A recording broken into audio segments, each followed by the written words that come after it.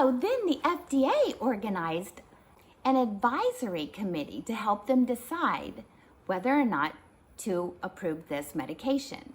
15 people testified at the hearing. 3 were physicians who were paid consultants for Acadia. 4 worked with Parkinson's advocacy organizations funded by Acadia. The company paid for the travel of 3 witnesses who were relatives of Parkinson's patients.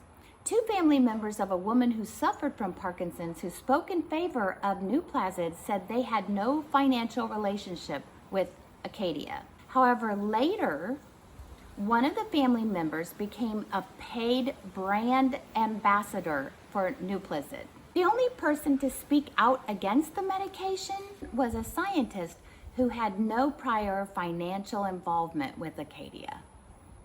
So the medication was approved.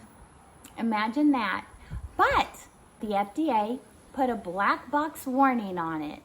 It carries a warning label of increased deaths in elderly patients with dementia-related psychosis. Since Nuplazid's approval in 2016, Acadia has raised its price 2 times in 2 years, and in 2018, it cost more than $33,000 a year to take this medication. As Nuplazid was marketed, the adverse events poured in. 887 deaths and possibly more due to underreporting because of ambiguity related to the medication, and 400 worsening hallucinations, which is one of the symptoms it was to treat. While patients were busy trying to come up with the money to afford this medication, the top prescribers of the drug were earning consulting fees of approximately $14,000 apiece. They were the top prescribers of this medication. Later, a CNN report would point out more of the adverse events related to taking Nuplazid. Lawmakers questioned the FDA, and the FDA said, "We'll take another look at it." The FDA did state that they may issue additional comments as appropriate. Nuplazid isn't the only drug that has been approved by a FDA senior official against the advice of a lower-level staff member. In 2016, internal reviewers and an advisory committee called for rejecting a drug for a rare muscular disease called Duchenne muscular dystrophy. Only 12 patients participated in this single trial that compared the drug Exondus 51 with a placebo. 12 patients, 12. That is an incredibly small sample size. Trial results showed that Exondus 51 produced a small amount of dystrophin, a protein Duchenne patients lack. But the company didn't show that the protein increase translated into clinical benefits, like helping patients walk. It was later discovered that the drug was approved due to the threat of solvency by Sarepta Therapeutics, the drug maker.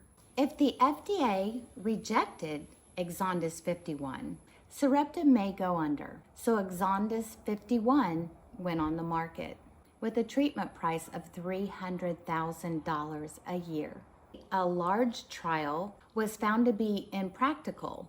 Therefore, surrogate measures were employed as a proxy for whether the drug treats or cures the disease. This is done because surrogate measures are easier and quicker to measure than patient outcomes.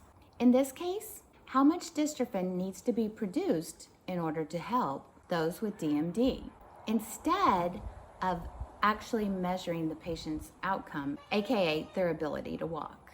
The jury's still out on 2 other medications, Fullerton and Soturo, which received expedited approval based on surrogate measures as well. There is no proof that Fullerton helps patients with peripheral T-cell lymphoma live longer, while Soturo, an antibiotic for multi-drug resistant tuberculosis, has potentially fatal side effects.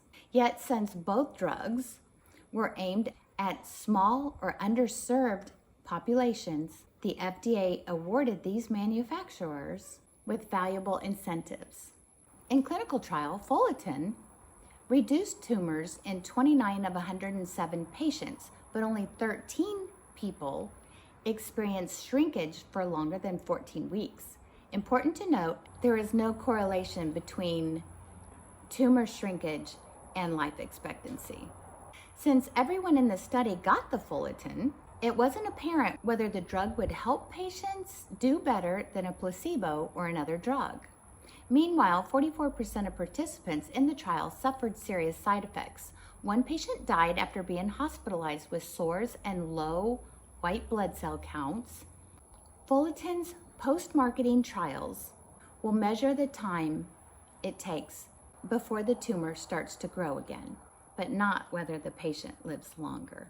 Proving that a drug extends survival is especially hard in cancer trials because patients don't want to stay in a trial if their disease gets worse, or may want to add another experimental treatment. Because peripheral T-cell lymphoma only affects about 9,000 Americans each year, the FDA designated Fullerton as an orphan drug, giving its manufacturer, Allos Therapeutics, tax incentives and at least 2 extra years of patent exclusivity. Spectrum Pharmaceuticals acquired Allos in 2012 at more than $92,000 per course of treatment. Fullerton is Spectrum's top-selling product, earning $43 million in 2017. Moving on to Soturo. The FDA approved Soturo in 2012 without requiring Johnson & Johnson, the manufacturer, to demonstrate that the patients that took the medications were cured of tuberculosis. Instead, Johnson & Johnson only had to show that the treatment, when added to a traditional drug regime, killed bacteria in the sputum faster than did the regime alone. Soturo was successful by that measure, but 10 patients who took it died. A biostatistics expert at the National Institute of Health stated, the drug could be so toxic that it kills bacteria faster, but it kills people faster too. The FDA issued a black box warning to signal the possibility of death. Soturo should only be used for patients for whom an effective TB regime cannot otherwise be provided. Thus, current labeling provides for a safe and effective use. A provision in the user fee law qualified J&J for a voucher due to their success in getting Soturo to market. Why? Because they successfully got a tropical disease drug to market. The voucher can be used in the future for any drug to claim priority. Vouchers may also be sold to other drug makers and have garnered up to $350 million. I feel like I'm talking about a Monopoly game or something. In South Africa, where Soturo is used, the drug is seen as a helpful option for highly drug-resistant patients. A study at one South African hospital found that 45 out of 68 patients who took Soturo were cured, as against 27 out of 204 before the drug was available. The WHO exclaims that the quality of evidence remains very low.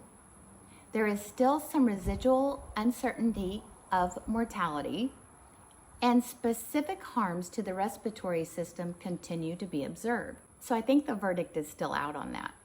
While the FDA expedites drug approvals, it's content to wait a decade or more for post-marketing studies that manufacturers agree to do. Spectrum missed at least 2 FDA deadlines for post-marketing studies on Fullerton. The FDA can impose fines for missing these deadlines. However, they have never used this authority. Post-marketing studies often take far longer to complete than pre-approval trials. It is difficult to recruit patients to risk being given a placebo when the drug is readily available on the market.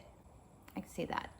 Plus, since the drug is already on the market, the manufacturer no longer has a financial incentive to study its impact, and they stand to lose money if the results are negative. So the pig isn't going to skin itself. Of post-marketing studies agreed to by manufacturers in 2009 and 2010, 20% had not started 5 years later, and another 25% were still ongoing. Further, most of those post-marketing studies of drugs approved on the basis of surrogate measures rely on proxy criteria rather than examining clinical effects on patients' health or their lifespans. Even when post-marketing studies confirm the dangers of a particular drug, the FDA doesn't always pull them off the market, as the case with Uloric. A post-marketing trial was ordered to clarify the cardiovascular effects, and 8 years later, the study found that the patients on Uloric had a 22% higher risk of death from any cause and a 34% higher risk of heart-related deaths than patients taking allopurinol, a generic alternative. The FDA issued a public alert in November of 2017 sharing the results of the trial, but left Uloric on the market. The FDA said it would update the public when new information was received after conducting a comprehensive evaluation of its safety. Then Gottlieb, at the time of this article, Gottlieb was the FDA commissioner, and he stated that he would approve gene therapies for hemophilia based on whether they increase the level of clotting proteins without waiting for evidence of reduced bleeding.